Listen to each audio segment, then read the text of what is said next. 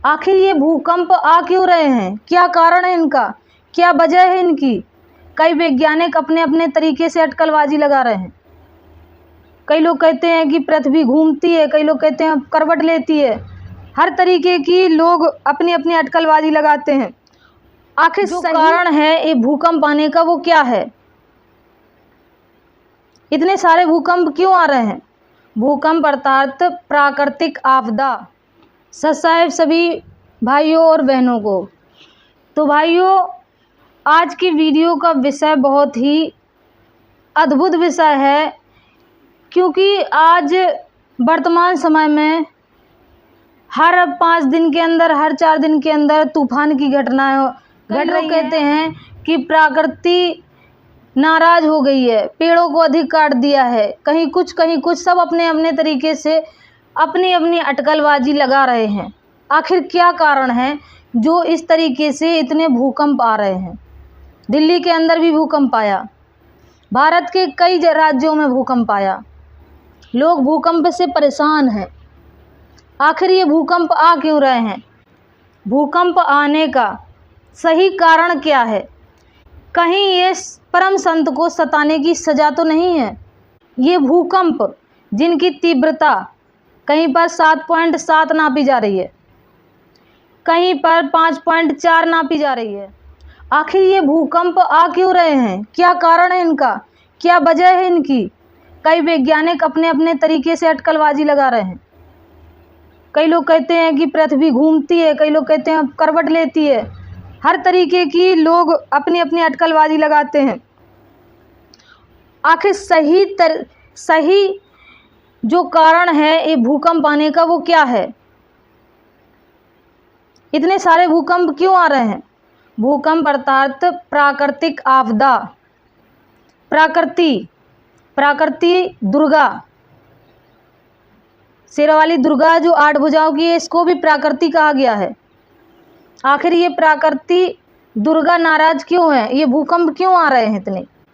भाई 2025 के लिए भविष्यवाणी भी कई भविष्यवक्ताओं ने की है। जाने माने भविष्यवक्ता जो उन्होंने 2025 के लिए भविष्यवाणी कर रखी है।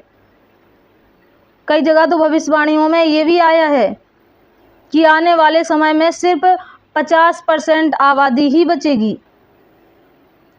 ऐसे ऐसे भूकंप आएंगे, ऐसे ऐसे तूफान आएंगे, प्राकृतिक आपदाएं आएंगी। तो वो सब क्यों होगा? आखिर उसका कारण क्या है? ये जानने का किसी ने प्रयास किया है? सोचिए जरा, ये भूकंप कब से आ रहे हैं? 2014 तब से भूकंप आना ये शुरू हुए हैं। और 2014 18 नवंबर जब एक परम संत, एक निर्दोष संत को जेल में डाला गया, उसके ऊपर अत्याचार किए गए, उसके भक्तों को मारा गया, पीटा गया, उसके आश्रम को लूट लिया गया, आश्रम में तोड़फोड़ की गई, आश्रम में चोरी की गई और परम संत को जेल में डाल दिया गया। कारण क्या था? कारण सिर्फ इतना ही था कि संत रामपाल जी महाराज वेदों और शास्त्रों को खोल कर दिखा रहे थे समाज को कि आप लोग जो भक्ति साधना कर रहे हैं वो सब गलत है। शास्त्रों में वो शास्त्र विधि नहीं लिखी है जो आप कर रहे हैं। मंदिर में जाते हैं, मूर्ति की पूजा करते हैं, मूर्ति पूजा करने के लिए शास्त्रों में स्पष्ट मना किया गया है। व्रत करते हैं, व्रत करने के लिए शास्त्रों में, श्रीमद् भागवत गीता में स्पष्ट मना किया गया है। तो इस तरीके से संत रामपाल जी महाराज जो अपने अनुयायियों को सच्चा ज्ञान प्रदान कर रहे थे और करोड़ों की संख्या, लाखों की संख्या, करोड़ों की संख्या में भक्त उनके ज्ञान को समझकर संत रामपाल जी महाराज से जुड़ते चले जा रहे थे, क्योंकि दहेज मुक्त, कुरीति मुक्त, नशा मुक्त सारी बुराइयां संत रामपाल जी महाराज के आश्रम में जाने से छूट रही थी लोगों की। तो जो ये धर्म के ठेकेदार थे, इन सभी के पेट में दर्द हो गया, क्योंकि इनकी दुकानदारी बंद होने लगी। संत रामपाल जी महाराज के भगत जो है रमैणी से विवाह करते थे, इनको पूछता नहीं था कोई। इन धर्म के ठेकेदारों की जरूरत पड़ना खत्म हो गई, छुआछूत एकदम खत्म हो गया था संत रामपाल जी महाराज के भक्तों के बीच में। और भी लोग जुड़ते जा रहे थे संत रामपाल जी महाराज का ज्ञान समझकर, छुआछूत एकदम खत्म हो रहा था। सारे वर्ण एक हो रहे थे, ब्राह्मण हो, शूद्र हो, वैश्य हो, सभी एक एक कतार में बैठते थे, एक साथ भोजन करते थे। तो इनके पेट में दर्द हो गया, इनकी पायलागी बंद हो गई, जिससे इनने षड्यंत्र रचा और परम संत को जेल में डालने का काम किया। उसी के बाद लगातार भूकंप पर भूकंप आ रहे हैं और आज भी ये भूकंप का जो सिलसिला है वो रुका नहीं है। अगर आप सभी लोग चाहते हैं कि ऐसे भूकंप ना आए, तो प्रशासन से हमारी प्रार्थना है कि इस चीज़ को जांच पड़ताल की जाए और शास्त्रों को खोलकर देखा जाए। एक तरफ धर्म के ठेकेदारों को बिठाया जाए और दूसरी तरफ परम संत रामपाल जी महाराज को बिठाया जाए और आमना सामना करवाया जाए। शास्त्रों को खोलकर मीडिया के द्वारा सबको दिखाया जाए कि आखिर सच्चाई क्या थी। तभी इस महाविनाशकारी भूकंप से बचा जा सकता है। जिस प्रकार की भविष्यवाणी है कि 50% आबादी ही बचेगी, तभी बचाया जा सकता है लोगों को, वरना कोई और रास्ता नहीं है।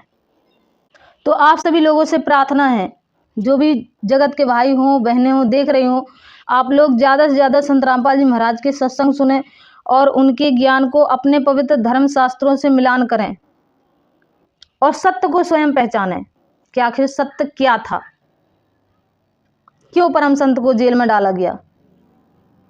तो भाइयों, अगर भूकंप से बचना है तो एक ही मात्र रास्ता है कि परम संत जगत गुरु तत्वदर्शी संत रामपाल जी महाराज से क्षमा याचना की जाए और उनसे माफ़ी मांगकर उनको सम्मान के साथ वापस लाया जाए। तभी इस समाज को बचाया जा सकता है, इन भूकंपों से निजात पाई जा सकती है। क्योंकि परम संत खुद नहीं किसी को सजा देते, ना परमेश्वर खुद किसी को सजा देते हैं। परमेश्वर की वाणी है, सतगुरु के सिजदा करो जिसने कर्म छुड़ाए कोड़, और ऐसे सतगुरु की निंदा करे उसके यम तोड़ेंगे होठ। कि ऐसे परम सतगुरु जो जन्म मृत्यु के कष्ट से छुटाते हैं और यहाँ पर भी सुख देते हैं और भक्ति विधि, असली भक्ति विधि, शास्त्रों के अनुकूल भक्ति विधि बताकर सतलोक ले जाते हैं। ऐसे सतगुरु की अगर कोई निंदा करता है या उन्हें कष्ट देता है तो उनके यम होठ तोड़ते हैं, अर्थात उनका मुंह तोड़ देते हैं। तो ये यहाँ का नियम है। तो भाइयों, आप सभी लोगों से प्रार्थना है कि अधिक से अधिक संत रामपाल जी महाराज के सत्संग सुने।